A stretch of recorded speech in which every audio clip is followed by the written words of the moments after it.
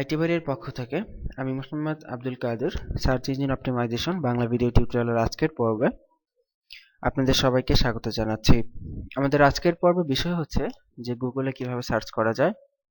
আপনারা গত পর্বে বেশ কিছু টিপস সম্পর্কে জানতে পেরেছেন। সো আমরা যারা এসইওর কাজ করব তারা কিভাবে বিভিন্ন কাজের জন্য বা ক্লায়েন্ট আমাদেরকে বিভিন্ন সময় বিভিন্ন কাজ দিবে, তো জেনারেলি আমাদের কি কি মানে সূত্র বা কি কি রুলস এর প্রয়োজন পড়ে গুগলে সার্চ করতে অ্যাকচুয়ালি এসইওর কাজ করার সময়, তো সেই বিষয়গুলো নিয়ে ইনশাআল্লাহ আজকের পর্বে আপনাদের সাথে কথা বলবো। তো অনেকগুলো সার্চ টেকনিকের কথা আমরা এখানে লিখেছি, তবে এগুলোর থেকে সবচাইতে বেটার হয় আমি আপনাকে একটা লিংক আমাদের এই ডিভিডির সাথে দিয়ে দিচ্ছি। ওই ওয়েবসাইটে অত্যন্ত সুন্দরভাবে বেশ কিছু সার্চ ইঞ্জিনের মানে গুগলে সার্চ করার ট্রিক্স তুলে ধরেছে। সো এই ট্রিকগুলো আপনার সেখান থেকে দেখলে অনেকটাই এখান থেকে হেল্পফুল হবেন। তো দেখুন, এই যে সেই লিংকটা, এই লিংকটাতে আমরা এখন চলে যাচ্ছি। দেখুন, এই ওয়েবসাইটটিতে আমরা আছি supertricks.com। এখানে গুগলের বেশ কিছু অ্যাডভান্সড সার্চিং ট্রিক্স এখানে দেখানো আছে। তো এর মধ্যে প্রথমে যে ট্রিকটা দেখানো আছে দেখুন, যে search only within certain website. এটা হচ্ছে যে কোনো একটা নির্দিষ্ট ওয়েবসাইটে সার্চ করার ব্যবস্থা। যেমন ধরুন, আপনার ক্লায়েন্ট আপনাকে বলল বা আমাকে বলল একটা ওয়েবসাইট দিয়ে, যে এমন মানে একটা ওয়েবসাইট দিল এবং বলল যে এই ওয়েবসাইটের মধ্যে ইন্টারনেট বিষয়ে বা এই ওয়েবসাইটের মধ্যে এই বিষয়ে কি কি সার্চ আছে, গুগলের কি কি সার্চ রেজাল্ট আছে সেটা আমাকে বের করে দাও। অনেকে হয়তো বুঝতে পারলেন না, আমি ব্যাপারটা আরেকটু ভালো করে বুঝিয়ে দিই। সাপোজ ধরুন ক্লায়েন্ট আপনাকে বলল যে itbari.com এই ওয়েবসাইটটাতে অনলাইনে আয় এই কিওয়ার্ড ব্যবহার করে কতগুলো সার্চ রেজাল্ট গুগলে আসে সেটা আপনাকে বের করে দাও, মানে সেটা আমাকে বের করে দাও। এই জাতীয় কাজগুলো আপনি কিভাবে করবেন? যেমন ধরুন আমরা এখানে এই জাতীয় কাজগুলো করার জন্য আপনাকে দেখুন ওরা এখানে স্ট্রাকচারটা দিয়ে দিয়েছে, সাইট, তারপর একটি কোলন লিখবেন গুগলে গিয়ে, তারপর sitename.com, তারপর আপনার যে কিওয়ার্ড আছে সেটা লিখবেন। এর জন্য আমাদের এখানে একটি এক্সাম্পল আছে, যেমন about.com হচ্ছে একটা ওয়েবসাইট, www.about.com। এই ওয়েবসাইটটা হচ্ছে মূলত বিভিন্ন বিষয় নিয়ে তারা লেখালেখি করে। তো ক্লায়েন্ট যদি আপনাকে বলে যে about.com এই ওয়েবসাইটটাতে ইকোনমিক্স এই কিওয়ার্ডটার জন্য কতগুলো সার্চ পড়ে, মানে সার্চ পড়ে না, মানে কতগুলো সার্চ রেজাল্ট গুগলে আছে সেটা আমাকে বের করে দাও, শুধুমাত্র একটা সাইটের জন্য, মানে নির্দিষ্ট একটা সাইটের জন্য। তো সেই ক্ষেত্রে আপনাকে অবশ্যই আগে গুগলে যেতে হবে। সেখানে লিখতে হবে site colon about.com space economics লিখে যদি সার্চ করি, দেখব গুগলের সার্চ রেজাল্টে about.com এই ওয়েবসাইটটা ছাড়া অন্য কোনো ওয়েবসাইট এখানে নেই। যেমন দেখুন সবগুলো রেজাল্ট শুধুমাত্র about.com এর, এবং দেখতে পাচ্ছি এখানে টোটাল 8140টা রেজাল্ট আছে। দেখুন প্রত্যেকটা result economic.about.com, clk.about.com, that means প্রতিটা রেজাল্টই হচ্ছে আপনার about.com কে কেন্দ্র করে।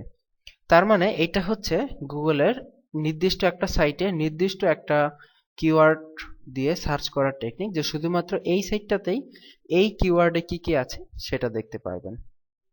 আশা করি বুঝতে পেরেছেন এক নাম্বার টেকনিকটা, ঠিক আছে? তো আপনারা সার্চ দিয়ে অবশ্যই দেখবেন, সার্চ না দিয়ে দেখলে বুঝতে পারবেন না। আচ্ছা, তো 2 নাম্বার টেকনিকটাতে চলে যাওয়া যাক।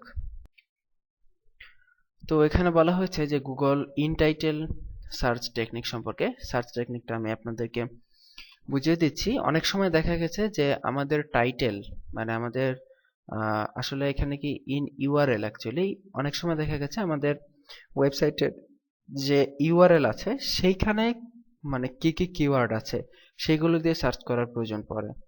যেমন টাইটেলে যা খুশি থাকুক, কিন্তু ইউআরএল এর মধ্যে কিওয়ার্ডটা আছে এমন জিনিসটা খুঁজে বের করার অনেক সময় প্রয়োজন হতে পারে। যেমন আমরা যদি এখানে লিখি যে ইন ইউআরএল ক্যাটারিং অথবা ফটোগ্রাফি লিখে যদি সার্চ করি, আমরা দেখব যে শুধুমাত্র ওই সকল সার্চ রেজাল্ট গুলো এখানে শো করবে যেগুলোর ইউআরএল এ, মানে যে ওয়েবসাইটের যে ইউআরএল, আপনারা জানেন ইউআরএল কি, আগেই আমরা জেনেছি অন পেজে। এই ইউআরএল গুলোতে শুধুমাত্র ফটোগ্রাফি লেখা আছে, বা আমরা যে কিওয়ার্ডটা দিয়েছি সেই কিওয়ার্ডটা লেখা আছে এমন লিঙ্কগুলোই কেবলমাত্র এখানে প্রদর্শিত হবে, অন্য কোনো লিঙ্ক মানে এখানে প্রদর্শিত হবে না। এবং আমরা দেখতে পাচ্ছি যে এখানে ঠিক ওইরকম রেজাল্টটাই এসেছে, শুধুমাত্র যে সকল ইউআরএল এর মধ্যে ফটোগ্রাফি কথাগুলো আমরা আজ দেখতে পাচ্ছি, এখানে এই যে ফটোগ্রাফি এই রেজাল্টগুলো এখানে এসেছে। দ্যাট মিন্স ইন ইউআরএল হচ্ছে শুধুমাত্র ওই সকল রেজাল্ট আপনাকে গুগল দেখাবে যেগুলোর ইউআরএল এর মধ্যে আপনার যে কিওয়ার্ডটা এখানে দিবেন সেই কিওয়ার্ডটা আছে। ঠিক আছে, ঠিক একইভাবে এখানে আরেকটি বিষয় আছে ইন টাইটেল। ইন ইউআরএল এর মতো আমরা চাইলে ইন টাইটেল দিতে পারি। ইন টাইটেল মানে হচ্ছে যে এই ইউআরএল এর মধ্যে কিওয়ার্ডটা থাকুক বা না থাকুক, টাইটেল যেটা আছে ওয়েবসাইটের যে টাইটেল, সেই টাইটেলগুলোর মধ্যে আপনার কিওয়ার্ডটা মাস্ট বি থাকবেই। দেখুন টাইটেলগুলোতে কিন্তু আমাদের কিওয়ার্ডগুলো আছে। ঠিক আছে, আবার আরেকটা বিষয় হচ্ছে এখানকার মধ্যে ইন টাইটেল, আবার এখানে আরেকটা আছে in text, TXT, in text. Text মানে হচ্ছে যে টাইটেল বা ইউআরএল দুইটার একটাতে কিওয়ার্ড থাকুক বা না থাকুক, টেক্সটের মধ্যে ফটোগ্রাফি কথাটা লেখা আছে।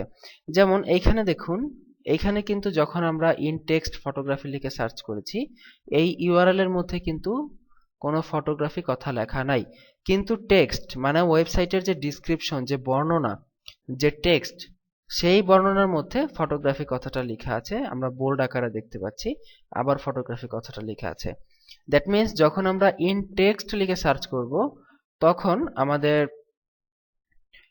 টেক্সটের মধ্যে বা ওয়েবসাইটের বর্ণনার মধ্যে যে ফটোগ্রাফি আমাদের যে কিওয়ার্ডগুলো আছে শুধুমাত্র সেগুলো শো করবে। যখন আমরা ইন ইউআরএল লিখে সার্চ করব, তখন ইউআরএল এর মধ্যে যে কিওয়ার্ড আছে সেই রেজাল্টগুলো শো করবে। যখন আমরা ইন টাইটেল লিখে আমাদের কিওয়ার্ড লিখব, তখন টাইটেলের মধ্যে ওয়েবসাইটের পোস্টের যে টাইটেলের মধ্যে যে কিওয়ার্ড আছে সেই রেজাল্টগুলো শো করবে। আমরা আমাদের সুবিধা মতো আমাদের কোনো সার্চ যদি প্রয়োজন হয় এইভাবে করে আমাদের বিষয়গুলো বের করতে পারবো। এখানে ঠিক এই কথাগুলোই বলা আছে, আপনারা একটু পরে দেখে নেবেন। এরপরে আছে অনেক সময় আমাদের দেখা গেছে যে বিভিন্ন গভর্নমেন্ট সাইট বা এডুকেশনাল সাইট থেকে আমাদের ডাউনলোডের ফাইলগুলো খুঁজে বের করতে হয়। অনেক সময় ডাউনলোডের ফাইল প্রয়োজন পড়ে, জেনারেলি আমাদের এসইও ওয়ার্কারদের তেমন একটা লাগে না, তবে যারা মার্কেটার বা এই জাতীয় তাদের অনেক সময় প্রয়োজন পড়ে। সো এই ক্ষেত্রে আপনার যদি এরকম কোনো ডাউনলোড বা পিডিএফ ফাইল খুঁজে বের করতে হয় বিভিন্ন সরকারি সাইট থেকে, সেই ক্ষেত্রে আপনারা এইভাবে সার্চ করতে পারেন। এটা হচ্ছে ফাইল টাইপ ডক সাইজের ফাইল ডাউনলোড হবে।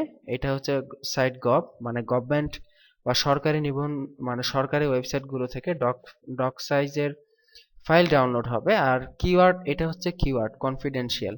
আপনি এইখানটাতে আপনি আপনার পছন্দ মতো যে কোনো কিওয়ার্ড ব্যবহার করতে পারেন।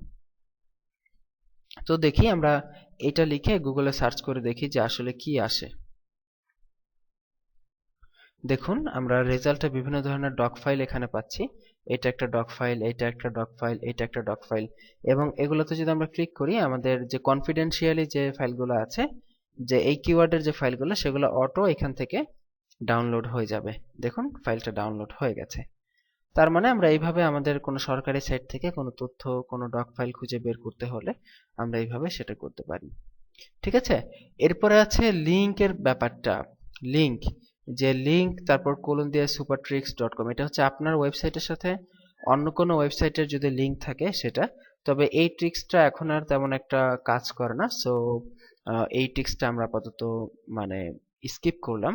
এটা আমরা দেখেছি যে এটা এখন বেশ ভালো একটা কাজ করে না, সো এই ট্রিক্সটাকে আমরা এখান থেকে বাদ দিয়ে দিচ্ছি। এরপর আছে রিলেটেড নামক মানে ওয়ার্ড ইউজ করে আপনি যদি গুগলে সার্চ করেন, তাহলে আপনি যে রিলেটেড শব্দটা লেখার পর আপনি যে ওয়েবসাইটের নামটা লিখবেন, সেই ওয়েবসাইট রিলেটেড অন্যান্য যে সাইটগুলো আছে সেগুলো দেখাবে। যেমন আমরা যদি রিলেটেড লিখে google.com এ লিখি, তাহলে আমরা কি দেখতে পাবো বলেন তো? রিলেটেড লিখে যদি আমরা google.com লিখি, তাহলে google.com রিলেটেড যে অন্যান্য সাইটগুলো আছে সেগুলো দেখতে পারবো। দেখুন যখনই আমরা রিলেটেড লিখে google.com লিখলাম, তখন গুগলের মতো অন্যান্য কি কি সাইট আছে বলেন? যেহেতু গুগল একটা সার্চ ইঞ্জিন, এরকম আরেকটা সার্চ ইঞ্জিন আছে আপনার yahoo.com, আছে bing.com, তারপরে আছে ইউটিউব। যদিও ইউটিউব একটা ভিডিও সাইট, কিন্তু এটাও একটা বেশ ভালো সার্চ ইঞ্জিন, কিন্তু এখানে আমরা ভিডিওগুলো সার্চ করতে পারি। তো দেখুন যে যখনই আমরা রিলেটেড লিখে google.com লিখলাম, তখন এই সাইটগুলো এখানে এইভাবে আমাদের সামনে প্রদর্শিত হলো। ঠিক একই রকম যদি আমরা এখানে অন্য কোনো সাইট লিখি গুগলের পরিবর্তে, দেখি আমাদের উইকিপিডিয়ার নাম সবাই জানেন, উইকিপিডিয়া। তো wikipedia.org যখন লিখলাম তাদের ওয়েবসাইটের অ্যাড্রেস, তখন দেখলাম যে 60টা ওয়েবসাইট আছে, যেটা অনেকটা উইকিপিডিয়ার মতো। দেখুন সেই লিস্টটা এখানে চলে এসেছে। এই যে britannica.com, তারপর flickr.com, amazon.com, encyclopedia.com, youtube.com, wikispaces, Yahoo. That means অনেকটা এই টাইপের যে সাইটগুলো আছে সেই সাইটগুলো আপনাকে এখানে প্রদর্শন করাবে রিলেটেড নামক এই ট্রিকটা ইউজ করার কারণে। ঠিক আছে, এরপর আছে ক্যাশে। এটা হচ্ছে ক্যাশেড ভার্সন, এটা আমাদের এসইও যারা আছে তাদের জন্য তত একটা দরকার নেই। এরপর আছে ইনটেক্সট। আমরা ইনটেক্সট দেখিয়েছি, ইনটেক্সট ব্যবহার করলে আপনার ওয়েবসাইটের যে ডিসক্রিপশন, যে বর্ণনা, সেই বর্ণনার মধ্যে কিওয়ার্ডগুলা থাকলে সেই রেজাল্টগুলো প্রদর্শন করবে। এরপর আছে ফোন বুক, এটা আমাদের দরকার নেই। আর এছাড়াও নিচে কিছু হ্যাকিং সিকিউরিটি সংক্রান্ত বেশ কিছু ট্রিক এখানে শেয়ার করা আছে, আপনারা এগুলো নিয়ে সার্চ করে করে দেখতে পারেন। তো মেইন আমাদের প্রয়োজন হয় এই সাইটটা এবং ইন টাইটেল, ইন ইউআরএল, এই কোডগুলো আমাদের ম্যাক্সিমাম টাইম প্রয়োজন হয়ে থাকে। আপনাদের সুবিধার্থে এই লিঙ্কটা আমরা ডিভিডির সাথে দিয়ে দিচ্ছি, আপনারা এখান থেকে দেখে আরো ভালোভাবে বিস্তারিতভাবে প্র্যাকটিস করবেন। তো আজকের পর্বটা আপাতত এই পর্যন্তই থাকলো। তবে আগামী পর্বে আমরা আরো কিছু ট্রিক জানবো। সেটা হচ্ছে যে আপনার বিভিন্ন এডু সাইটের লিংক আমরা কিভাবে খুঁজে বের করব, গভর্নমেন্ট সাইটের লিংক কিভাবে খুঁজে বের করব, এই জাতীয় কিছু ট্রিক আমরা খুঁজে পাওয়ার চেষ্টা করব।